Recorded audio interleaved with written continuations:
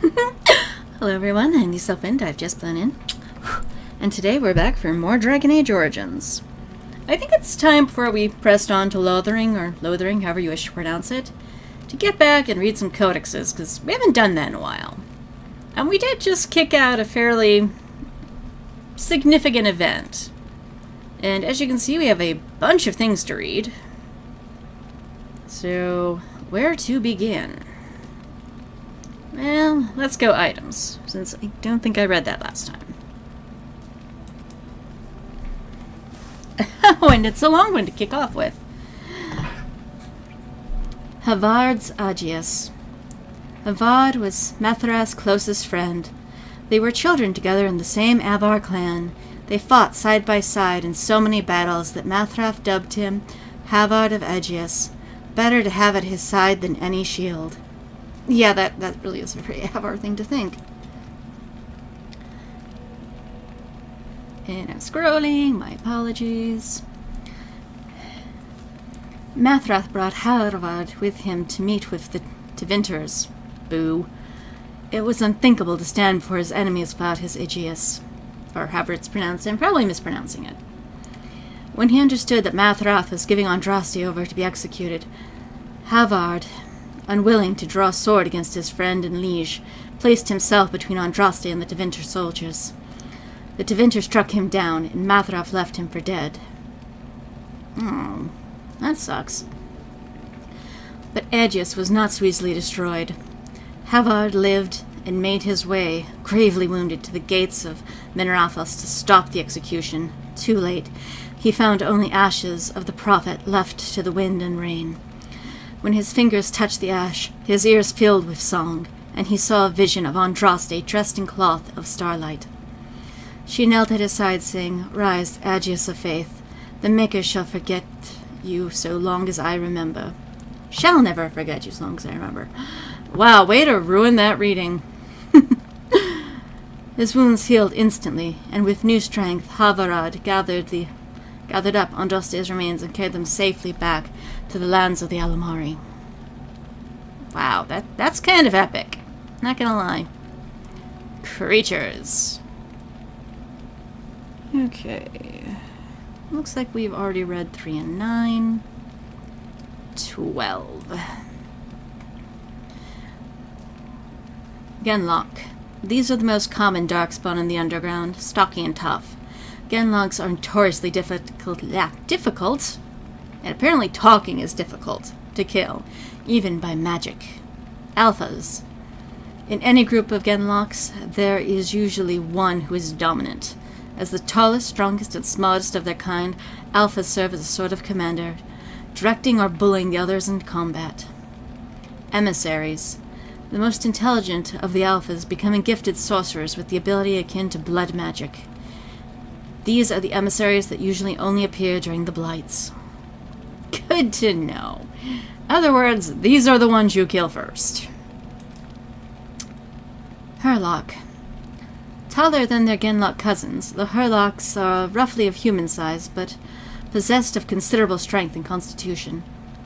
The shock troop of Darkspawn, a single berserking Hurlock, can often be a match for numerous opponents at once. Haha, debatable. They are known to adorn themselves with roughly carved tattoos to keep track of their kills and deeds, though it is unknown whether or not there are uniform standards to these markings. Alphas. Alpha Hurlocks are intelligent, more skilled fighters, often serving as commanders or even generals.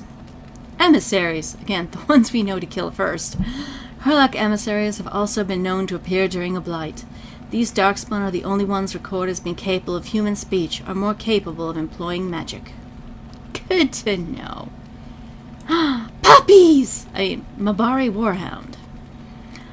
Dogs are an essential part of Ferelden culture, and no dog is more prized than the Mabari. They're adorable. The breed is as old as myth, said to have been bred from the wolves who served Dane. That's a really long lineage. Prized for their intelligence and loyalty, these dogs are more than mere weapons or status symbols. Well, they're kind of status symbols. The hounds choose their masters and pair with them for life. Aww. To be the master of Mabari anywhere in Ferelden is to be recognized instantly as a person of worth. I have so many questions about that. The Mabari are an essential part of Ferelden military strategy. Trained hounds can easily pull knights from horseback or break lines of pikemen, and have sight and sound of wave of war dogs, howling, snarling, has been known to cause panic even amongst most hardened infantry soldiers. Yeah, I can imagine. Ogres.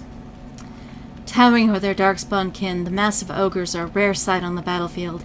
Traditionally, they only appear during a blight, but some records claim that ogres have been spotted in the Deep Roads, hunting alone or in small groups.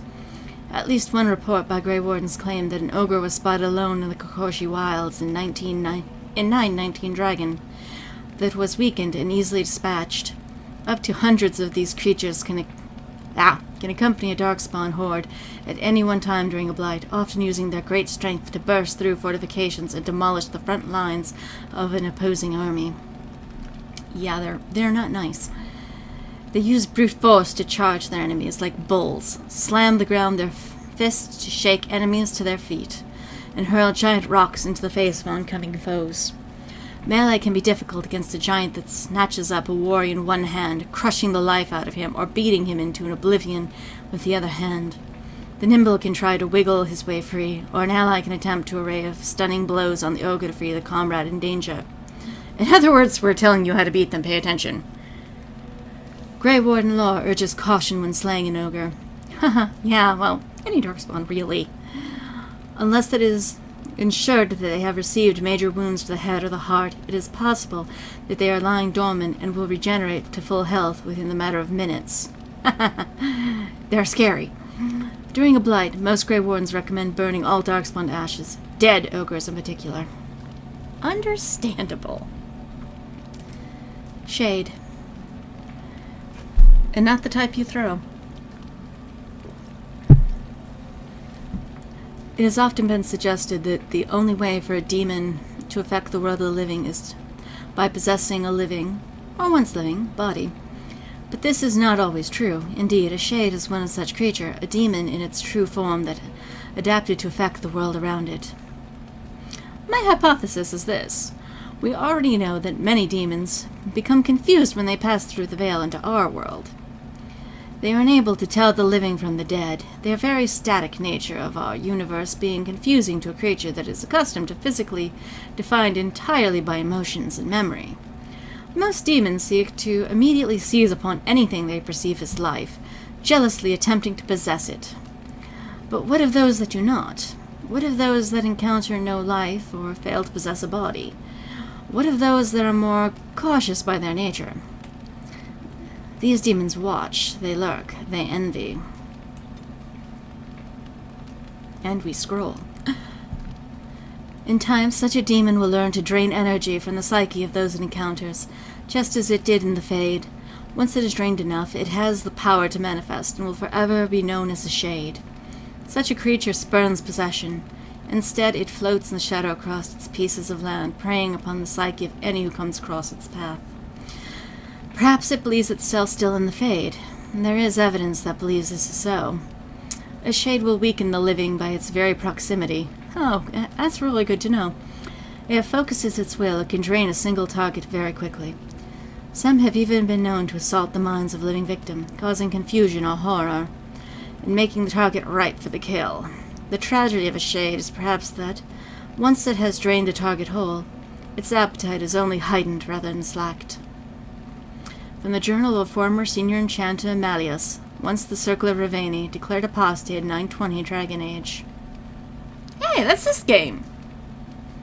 32. Wolf.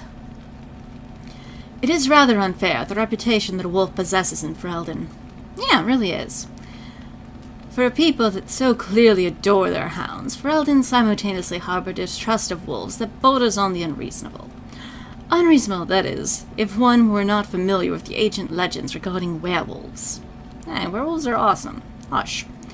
There was a time in Ferelden's past when demons inhabited the bodies of wolves in great numbers, causing the wars against werewolves and spreading great fear and panic. I want to play that game!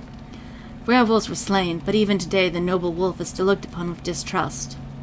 The Legends of Ferelden by Mother Alias of Denrim, 910 Dragon. And we're scrolling. Attack by wolves upon civilized folk happens rarely, often only in times of desperation, and even then only when the wolves have... Even then, when wolves have advantage of numbers. This can change during a blight. When darkspawn rise to the surface, their presence dramatically alters the savage nature of the normal beast. In blights past, as corruption of the darkspawn spread through wilder airs of Thedas, it would infect the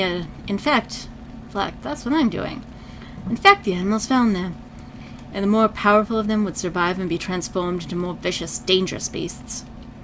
A blight wolf is one such example. Mad with the pain of its infection, and only through the overriding command of the darkspawn does it still retain some semi-balance of its pack instincts. Blight wolves are always found in large groups, and will tend to overwhelm a single target if they can, using their numbers to their advantage. It is fortunate that these creatures very rarely survive their corruption for very long. Oh, poor puppies. Yes, that's right. I feel sorry for the blighted creatures. Magic and religion.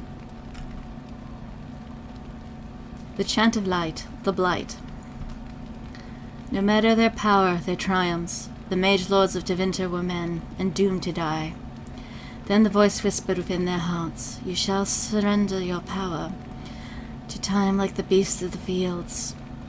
You are the lords of earth. Go forth and claim the empty throne of heaven and be gods." In secret they worked, magic upon magic. All their power and all their vanity, they turned against the veil until at last it gave way. Above them a river of light, before them the throne of heaven, waiting. Beneath their feet, the footprints of the Maker, and all around them echoed a vast silence. But when they took a single step toward the empty throne, a great voice cried out, shaking the very foundations of heaven and earth. And so is the golden city blackened, with each step you take in my hall. Marvel at perfection, for it is fleeting. You have brought sin to heaven and doom upon the world. Violently they were cast down, but no mortal man walk boldly in the realm of dreams, unless you're soulless, but that's another story. Bearing the mark of their crime, bodies so maimed and distorted so that none could see them and know them for men. And this is what I mean by the Maker. He's mean. The other gods, you know, they might destroy mountains in rage fits, but they didn't curse an entire people. Just saying. Deep in the earth they fled, away from the light. In darkness eternal they searched for those who had goaded them on, until at last they found their prize, their god, their betrayer. The sleeping dragon Dumont. Their taint twisted even the false god, and the whisper awoke at last, in pain and horror, and led them to wreak havoc upon nations of the world. The first blight, Branthanar Duddies, 8. Yeah. Let's go to something else. The Tranquil. The Tranquil are the least understood but most visible members of the Circle. Every city of respectable size boasts a Circle of Magi shop, and every one of these shops is run by a Tranquil proprietor. I know words. I really don't. Can you tell I'm not used to reading out loud? The name is a misnomer, for they are not tranquil at all. Rather, they are like inanimate objects that speak. If a table wished to sell you an enchanted penknife, it could pass as one of these people. Okay, in what world does this table want to sell stuff? Because I want to go to this world. Actually, what if it is at the Black Emporium? It feels like something they'd have. Their eyes are expressionless, their voices monotone. Incomparable craftsmen they might be, but they are hardly the sort of mages to put ordinary folk at ease. In Pursuit of Knowledge, The Travels of a Chantry Scholar by Brother Genetivi. Yeah, Genetivi gets around a lot. Let's go down to books and songs. Okay, looks like I've already read everything under books and songs. Or, wait, was it? History of the First Blight. I don't recall if I've read this one or not. Well, I don't have it in my notes, and if I've already read this one, my apologies. You can skip over the next few minutes. The first blight devastated the Tevinter Imperium. Not only had the Darkspawn ravaged the countryside, but Tevinter citizens had to face the fact that their own gods had turned against them. Dumont, the old god once known as the Dragon of Silence, had risen to silence the world, and despite the frenzied pleas for help, the other old gods did nothing. The people of the Imperium began to question their faith, murdering priests and burning temples to punish their gods for not returning to help. Yeah, I don't think the gods care. If they were ever there. Can you tell I'm an atheist? In those days, even after the devastation of the First Blight, the Imperium stretched across the known world. Fringed with barbarian tribes, the Imperium was well prepared for invasion and attacks from without. Fitting, then, that the story of its downfall began from within. Yeah, that's actually really true. That's how a lot of really great civilizations fall. Corruption from within. Anyway, enough of history time. Back to the reading. The people of the far northern and eastern reaches of the Imperium rose up against their powerful overlord in rebellion. Yay, rebellion! The Tevinter Magister summoned demons to put down these small rebellions. I read good. Leaving corpses to burn as examples to all who have dared revolt. The Imperium began to tear itself apart from within. Throngs of angry, disillusioned citizens doing what centuries of opposed armies could not. But the Magisters were confident in their power, and they could not imagine surviving a blight only to be destroyed by their own subjects. Yeah, this is where hubris comes in. You should probably have that. Yet, you know, Vince are known for hubris. Even after the blight, Tevinter commanded an army larger than that of any other organized nation in Thedas. But that army was scattered, and its morale dwindling. Self-learned words. The ruin of Tevinter was such that the Alamari barbarians... Yay, Alamari! Who had spread their clans and holds over the wilderness of Ferelden Valley at the far southeast edge of the Imperium, saw weakness in their enemy, and, after an age of oppression, embarked on a campaign not only to free their own lands, but to bring down mighty Tevinter as well. Yay! That's our ancestors! Woo! The leaders of that blessed campaign were great barbarian warlord Mathrath and his wife Androste. Their dreams and ambition would change the world forever. The Tales of Destruction of Thedas by Brother Jantivi, Chantry Scholar. Yeah, Jantivis did a lot. Culture and history.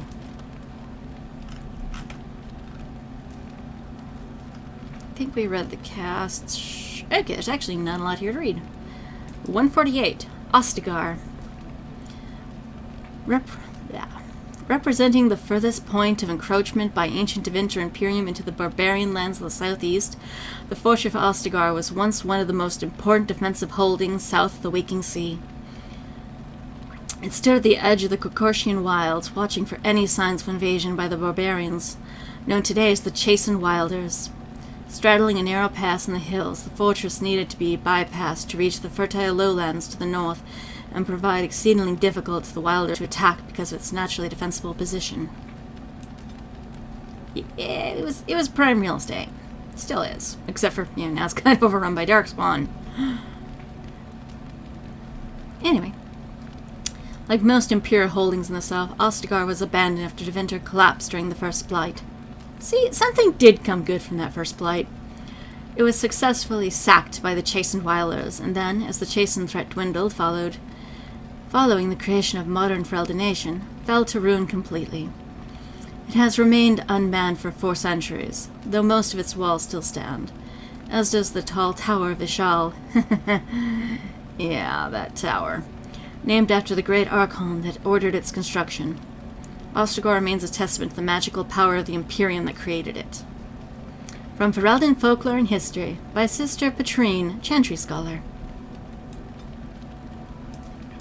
So are we feeling smarter, people? Do we feel like we're learning stuff? I feel like I'm learning stuff. Quest-related. Oh, we got a lot of shinies under quest-related. A pinch of ashes. Ashes? What the heck's ashes?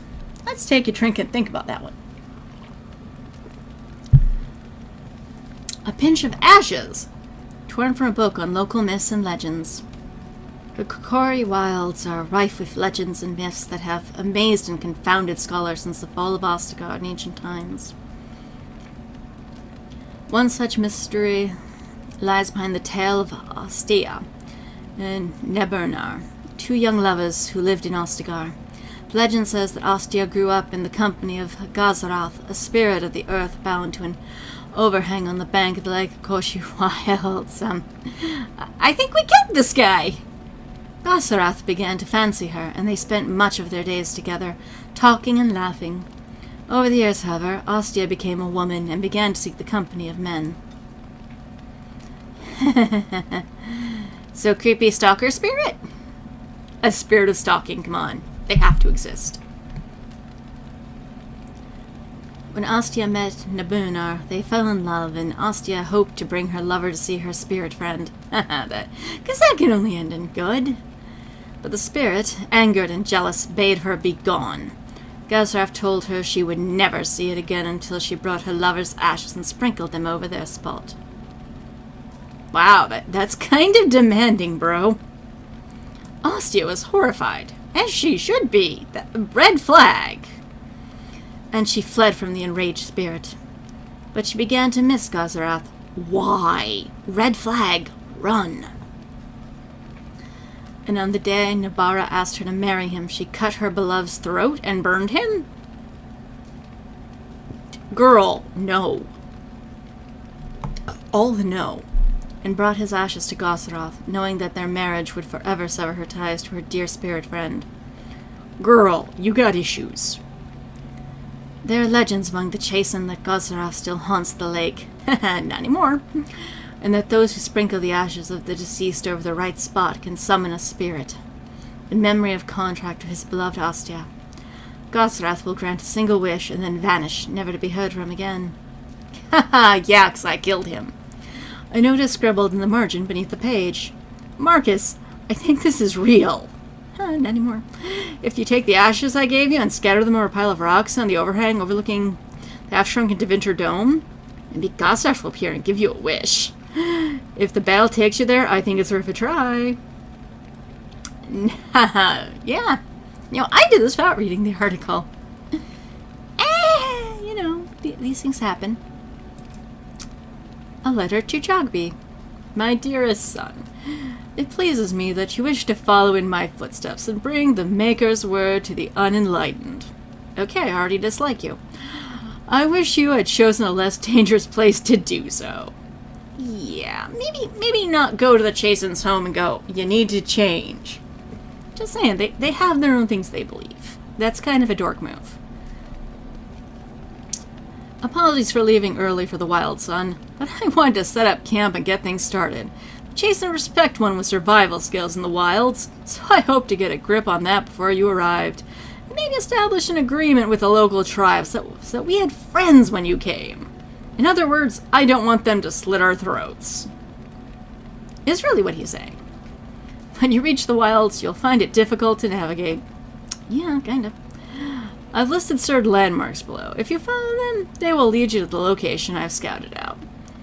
When I'd left you some supplies, if you'd lost, get back to that spot, you'll find you. The landmarks are as follows, and these are all the places where we made fluty whistling noises. There you will find our meeting point. I love you, Jogby, my son. I hope to see you soon. Your father, Rigby.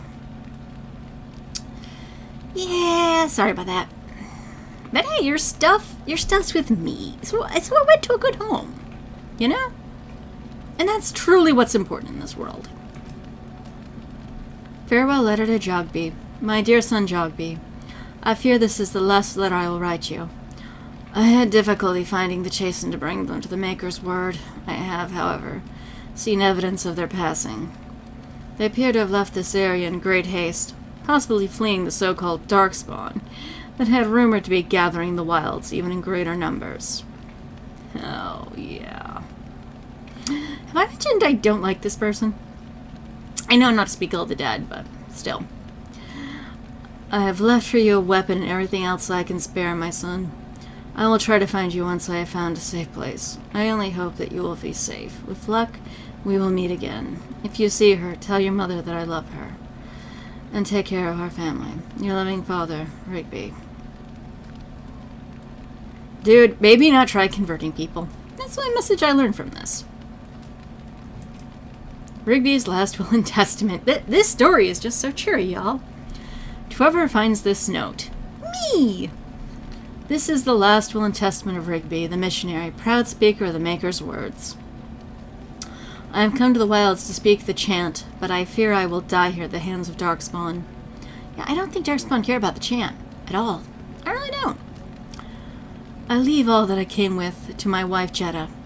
Should the reader of this note feel charitable, I have buried a sealed lockbox in our camp, nestled in a Tevinter ruin in the western reaches of the wilds. It is in my will that the lockbox find my wife in Redcliffe. Oh, we have a quest! And that it is still sealed shut when it reach her. Well, the game won't let me open it. I have a very good lockpick. I could probably just relock it afterward. To my wife and my son, I apologize that my work has taken me from you, but I know that I die in service of the Maker. Rigby. I know you could have lived. Signs of the Chastened. It's time to take another drink. The Chastened barbarians are nothing if not clever. Aw, that's nice of you to say. They have hidden markers and signs in the arrangements of stones and rubble along the paths of the wilds. In this way they mark trails, note the places of interest, or even give warnings in a way that outsiders cannot understand. Oh, that would have been nice to have known. Interestingly, these markers look indistinguishable from regular piles of stone. You don't say. I have dedicated my time to deciphering these signs, and I believe I am close to a breakthrough. The trail markers seem to point to a hoard or location used as secret storage among the Chastened. And now you found it. I have only that I could complete the message and find all the trail markers. I find this cache and see what treasures the Chastened have to hide. Dude, they're Chastened. Chances are it's animal bones. I found one such marker near this camp, under a fallen tree leaning against the ruins. Each marker seems to point me to one or two others. I hear rumors that Darkspawn Horde is coming. I hope I can find the treasure before it's too late. An excerpt from Rigby's Field Journal. Yeah, you didn't. I did, though, because I'm awesome. You're not awesome like me. Characters! Alistair. You know, one good thing about the Blight is how it brings people together. Alistair was an Elvis Templar when Duncan recruited him into the Grey Wardens, or rescued him, as Alistair would say. His mother was a serving girl who died when Alistair was very young. Oh, like I said, I've read the books, and I know who it really is, and yeah, it's not who you think. Seriously, go read the books if you haven't. They're really good. He was raised by Eamon Garion, Earl of Redcliffe, for a time. The Earl's wife, Isidode, this is the dialogue we just had, suspected the reason her husband took interest in the welfare of a servant's child was that Alistair was Eamon's son. Nah, he's just a nice guy. She insisted that the boy be sent away to the Chantry. 'Cause she's mean. Okay. Moving on. King Pretty. Who's dead. I should really be nicer to him. I'd hope for a war like in the tales, a king riding with the fabled Grey Wardens against tainted god. Yeah, it didn't quite happen that way. Son of the legendary King Merrick Theron, Callan was the first Ferelden king born into a land free from foreign rule in 2 generations. Woo, good times, until the Blight. Since his father's death, he has held the throne alongside his queen, Honora. He fell in battle alongside Duncan at Ostagar. That's sad again. Sir Cothrian. I like this character. I wish we got to see more of her.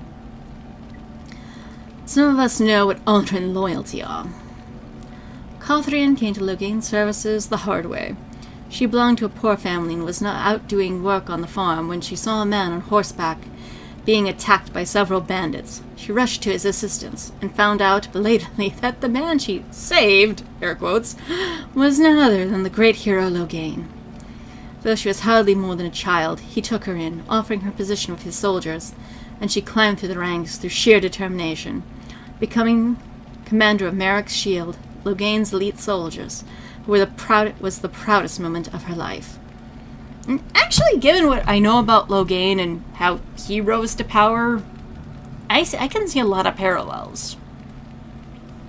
I kind of wish we could see more Sir Cothrian, other than the few times we do, as the, I am a fangirl, and I'm gonna believe everything he says, because she really is interesting. Flemeth. You are required to do nothing, least of all believe. And I want to believe. Ages ago, legend says Ban Conbar took a wife to a beautiful young woman who harbored a secret talent for magic. Flemeth of Highever.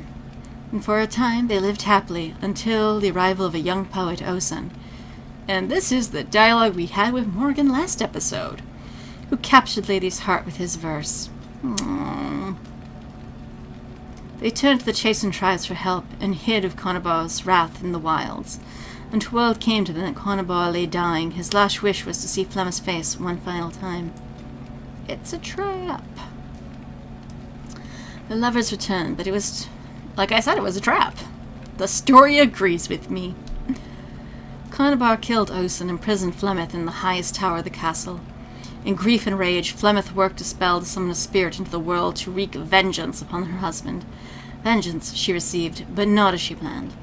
The spirit took possession of her, turning Flemeth into an abomination. There's so much of Flemeth's backstory I really want to hear. A twisted, maddened creature, she slaughtered Conbar and all his men and fled back into the wilds. In 100 years, Flemeth plotted, stealing men from the chastened to sire monstrous daughters. Hey, Morgan's not that bad. She's just a shapeshifter. Horrific things that could kill a man with fear. These Koshi witches led an army of chastened from the wilds to strike at the Alamari tribes. They were defeated by the hero Cormac, and all the witches burned, so they say. But even now the wilders whisper that Flemeth lives on in the marsh, and she and her daughter steal those men who come too near.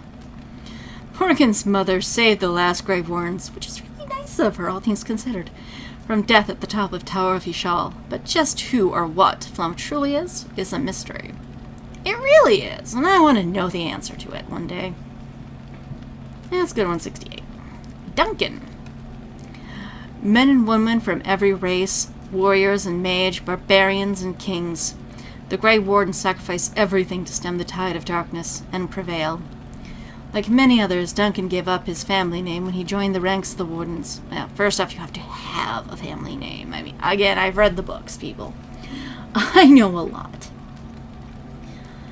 A symbolic gesture of cutting ties. He might say this was for convenience in his case, however. His mother was from the Anderfells, his father from Tevinter. His childhood was spent in the free marches in Orlais. Yeah, he traveled a lot.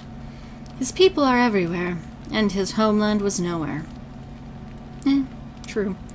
He was given the almost impossible task of leading wardens in Ferelden, a kingdom that had thrown order out 200 years earlier. Facing local suspicion and hostility, he set about finding recruits. He was killed in battle against overwhelming numbers of Darkspawn at Ostagar alongside King Kaelin. And we feel bad about this. Wynne, who's gonna be my best friend someday. I will not lie motionless in a bed, with coverlets up to my chin, waiting for death to claim me. Wynne's talent becomes apparent early on, particularly her skills at healing magic, which is why I like her. She was well liked by all her mentors, and was recognized as an extraordinarily gifted student. Yay! She's smart. Another reason I like her. Even the Templars who watched her could not deny that she represented the best the Circle had to offer. Very true. She's very admirable. She was an intelligent young woman who possessed a quiet confidence and maturity beyond her years. Until her personal quest. But we haven't gone that far yet. She spent many years mothering apprentices within the Circle, and her peers thought so highly of her that she was asked to be the first Enchanter Irving's successor, but she refused. Yeah, because she is so modest, you guys. Saying that she had no desire to work in the upper echelons. Which I totally can appreciate. When word reached the Tower of King Kaelin's call to arms, Wynne volunteered to go to Ostagar, because she is awesome. 180. Morrigan. Witch of the Wild. Such idle fancies, these legends. Have you no mind of your own? Of herself, Morgan says little. but she does not deny being Witch of the Wilds, or Dancing Under the Moon. I want that as my headcanon now. But beyond that, everything about her is in question. True. Her mother claims to be Flemeth, if that's true. Then Morrigan might as well be a very powerful witch, for the tales the daughters of Flemeth tell of twisted, monstrous women who can kill a man with fear. Didn't we just read this somewhere else? She was made to accompany the surviving Grey Wardens. Hey, she is free to go. I appreciate her being here, but she is free to go. The payment, Flemeth said, for saving their lives at the Tower of Ishal. Logain Mactyr. It takes more than legend to win a battle. Logain was born a farmer. See, this is parallel to Cothrian. During a time when his country was under foreign occupation. Again, I've read the book. I like Book Logain. Book Logain's awesome. When he was still a boy, he joined the Resistance, when his considerable tactical genius quickly became apparent. He became close friends with Prince Marek, who was kind of a dumbass. Although this explains his son on so many levels. The last true heir to the Ferelden throne, and together they fled the rebels to drive out the forces of Orlesian Empire. Marek raised his friend to be the nobility, and Logain is now more of a symbol than a man. He represents the Ferelden ideals of hard work and independence. Which, again, I can respect. I really can. During the Battle of Ostagar, he fled the field, which I can't respect, but knowing what I know about him, I see why. Leaving King Callan and the Grey Wardens to die. I'm sure he's never going to be a problem for us ever again. Ar Emin, Gwyn. Nobility does not exist without obligation. We owe all we have, even our lives, to our land and our people. As the maternal uncle of King Callan, Arl Eamon is one of the king's most trusted advisors. Redcliffe will not, while not a large, again, learn how to read, or especially wealthy part of Ferelden, is critical strategic location. The fortress guards the western pass that leads to Orlais, as well as the major trade route with Orzammar. Yay, my home! As a well-respected man, though not the most charismatic, King Callan once said of him, "My Uncle Eamon is a man everyone thinks well of, when they remember to think of him at all." Burn! I'm not going to read controls, just because, it's boring, doesn't really add anything. And now that you've listened to me read for over half an hour, I'm going to say thank you for watching, and until next, kiddo. I promise, next time Lothering. Bye!